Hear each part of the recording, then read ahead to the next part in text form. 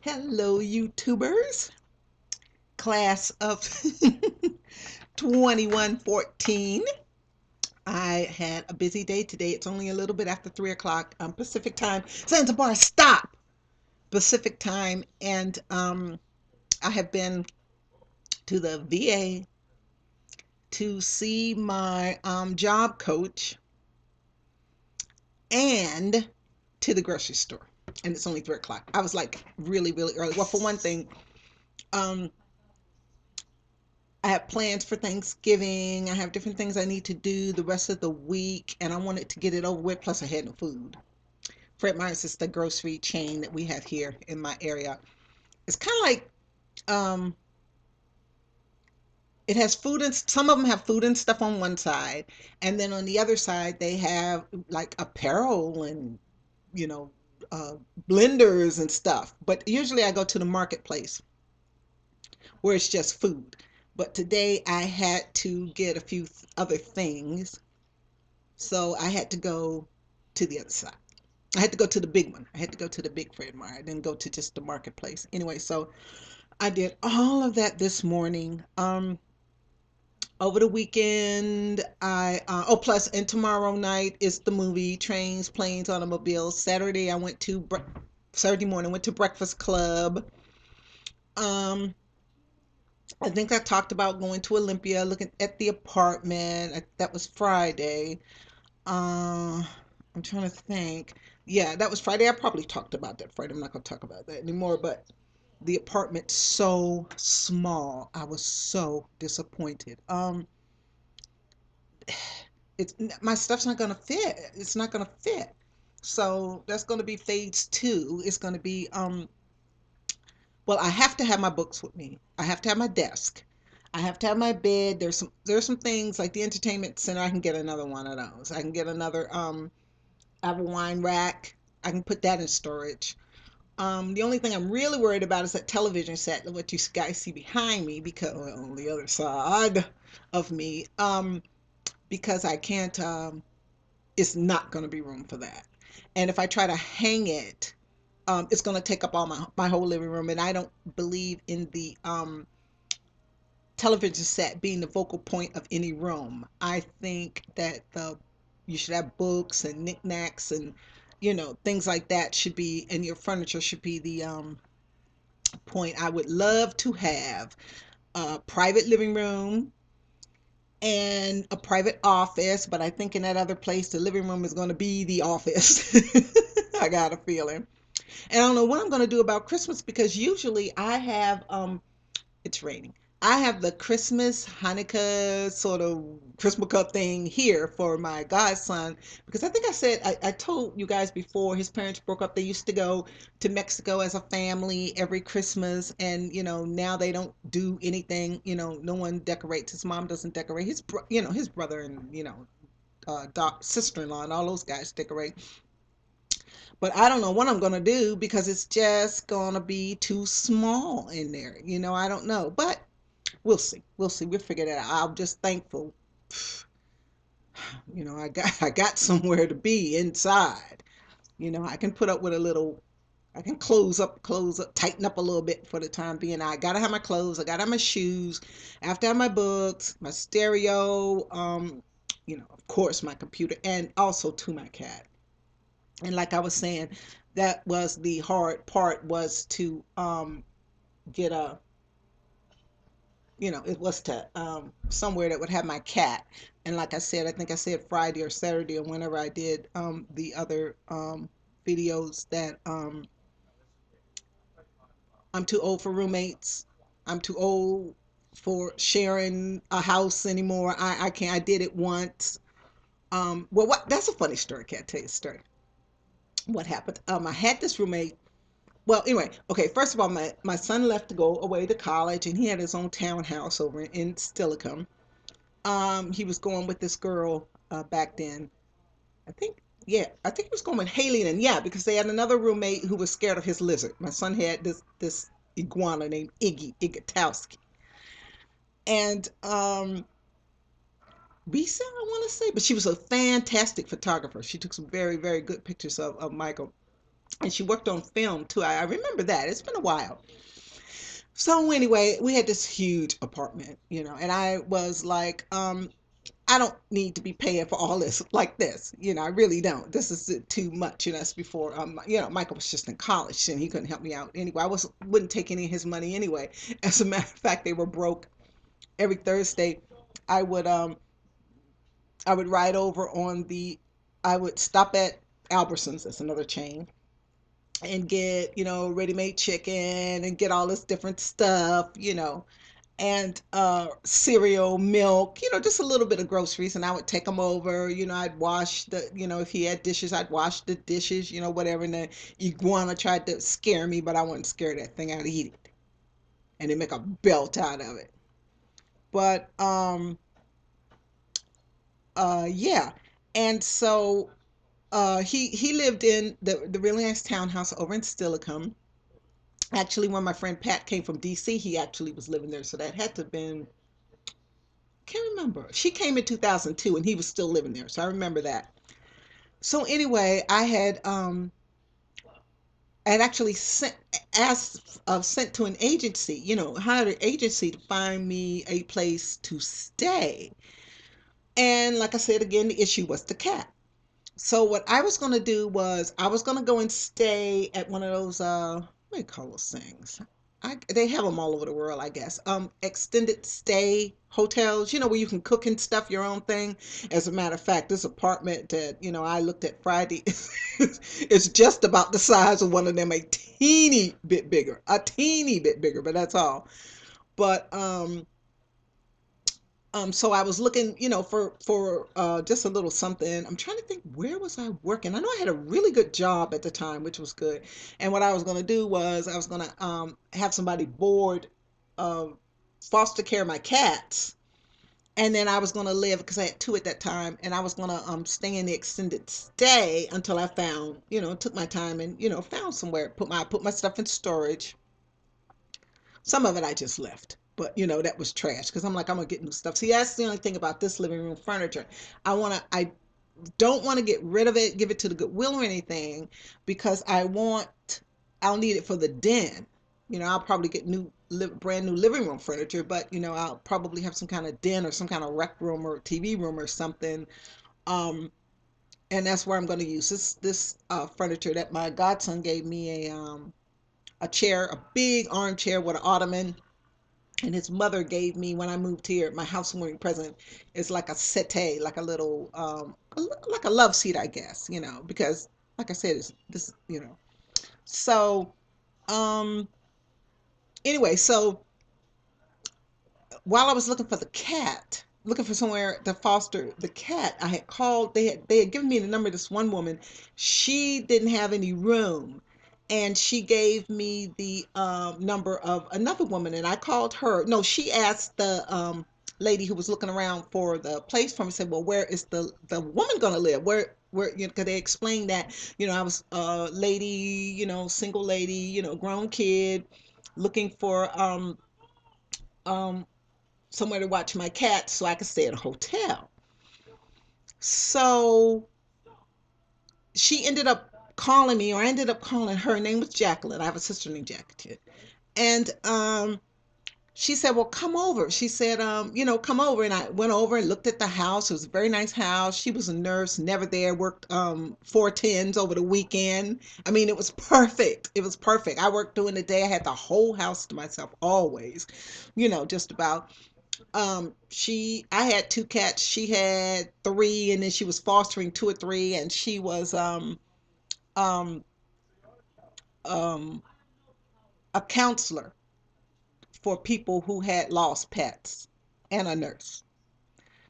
So it was great. It was fantastic. It was pretty good. I was still not really feeling at home, but at that time, during those 3 years, I had stopped working at Davita and had actually gone back to college. So it was a time of transition right there. So because I had decided to go back to school, because every single job, and I'm going to talk about, because people get confused that when I talk about being in college the first time and then this last time I went back to college in 2002. The first time I went to college was 1973, but let me back up. So everything was going fine, and it was a beautiful deck, and it was a yard, and my cats could go outside because it was a really high fence. They learned how to go through the cat door. They really enjoyed it. And then my one cat that passed away, Tabitha, she would come through the cat hole every single night.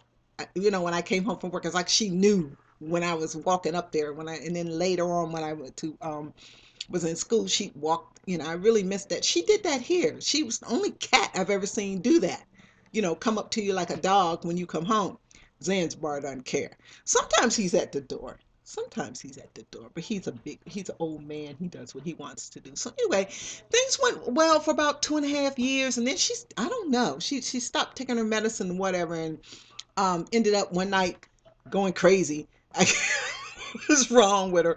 And see, that's one of the things about ACOAs is that we tend to, just go, at the weirdest things when we should run as fast as we can. We go, the abnormal seems normal. We don't, because, look at the chaos and stuff that we were raised in. We didn't think about stop. We didn't, um, we didn't we there was no stability, there was no normalcy. We had to guess at what was normal. So when people get to acting weird around us, and I think that's one reason why I never married, because I don't know what crazy is. I mean, I wouldn't know. And the next thing you know, you get trapped in something you can't get out of. But stop. Now you hear me on the video. um um what was I talking about? Stupid cat. Oh, about ACOA. So, we tend to say, okay, whatever, we don't know. We guess at what's normal. Nobody sits down and talks to us and gives us advice and says, look, you can do whatever you want to do in this world, or any encouragement or anything. So, we don't know, what's normal.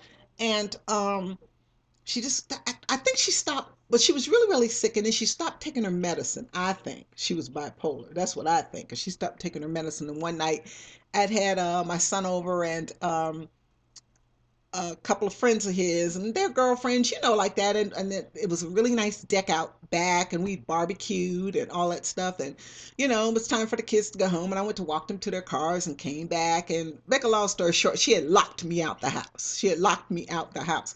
And so I thought it was just an accident, because we were forever locking each other out. Like she'd go out to do something in the yard, and and then we lock each other out.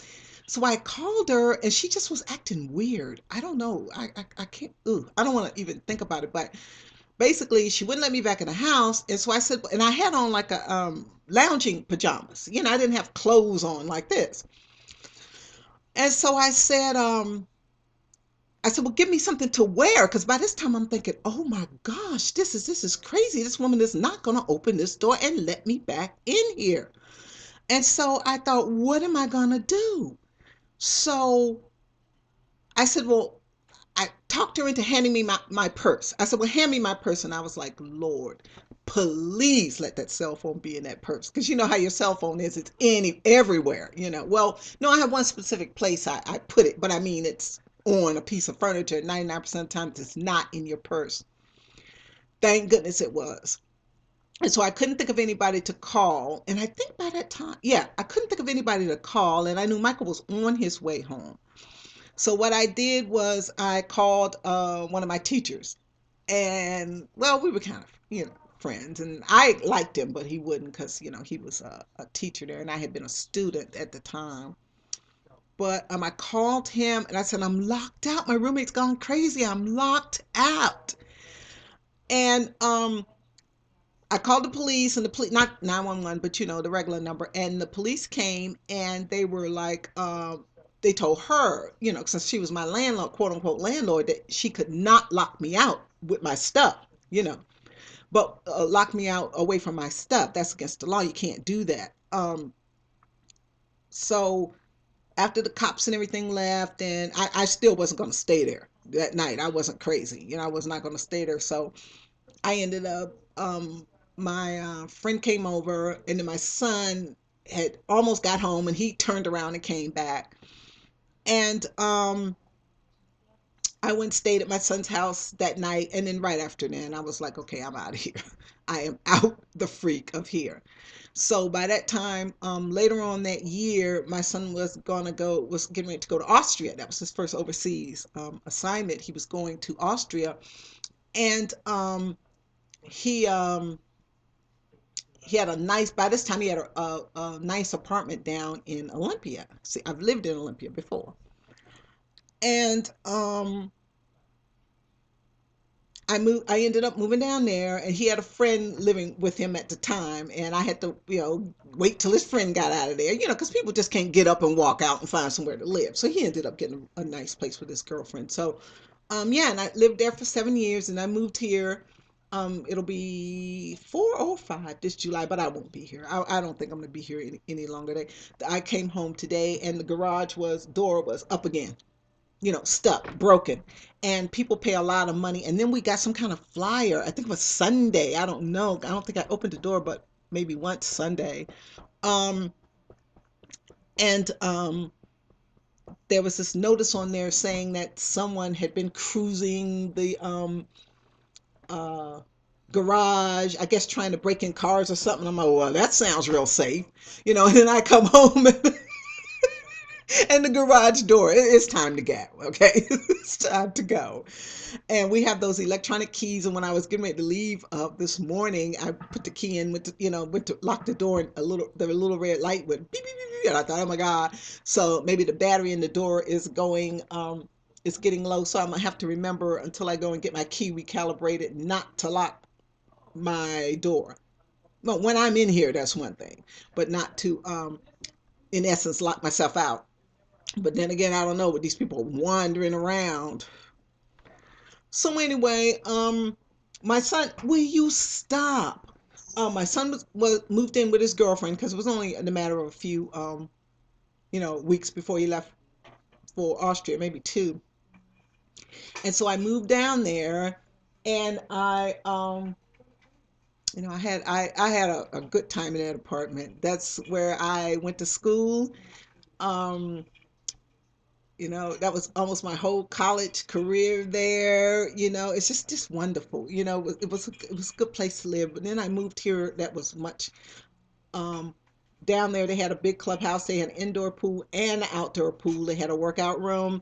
They had a big like library. They had a big, and they were always giving parties, and doing stuff like that, like they trying to do here. But because like they had the Breakfast Club Saturday, and then tonight is no, tomorrow night is Train Planes. It's a Thanksgiving movie, so before everybody scatters to the wind. So yeah, and I end up staying there, and then now I'm here, and now I guess I'm going back to Olympia. I don't know, but see, my girl Julie is there, and um another one of my girls is there. So I think that it'll be fun. So that is my roommate. Oh, and then I went back, of course, and got all my stuff, and I left the house really clean. I left everything clean. And I had forgotten to leave her keys. That's what it was. When I got to work, I had mailed them to her because I did not want to go back there. I had forgotten, because when you're holding your keys, you forget. Plus, I had to lock the door, and I had to lock the outer like gate. And so I gave her, I mailed them to her. I mailed them to her from work. I was actually still working for the newspaper at that time and going to school. And I mailed them to her, and she wrote me back this really weird letter. Anyway, I don't know. I don't know what was wrong with that girl, but I learned my lesson. I will be in a closet. I will be in a room with my bed, and that's all, before I will live in a mansion with another person, especially another woman that was too dirty. And I just could, I mean, I had my own bedroom, I had my own bath, I had my own um area to work. I had that kind of stuff, and like, we were pretty much the same kind of kitchen people, clean, and loving, enjoying being in your kitchen and cooking and stuff like that. So, and she was a nice person. I don't know What happened to her? I moved down to Olympia. And one day I happened to come back up to Tacoma and I went by the house. I didn't go in. I went by the house and I could tell she wasn't living there because it was all opened up. The gates were open, and she was really good about that. So when I tried to look up and see, had anything happened to her, but I couldn't find her. So that is the roommate story. I will come back and tell you about I'll feed the cat first, and then I'll come back and tell you about the first time I went to college.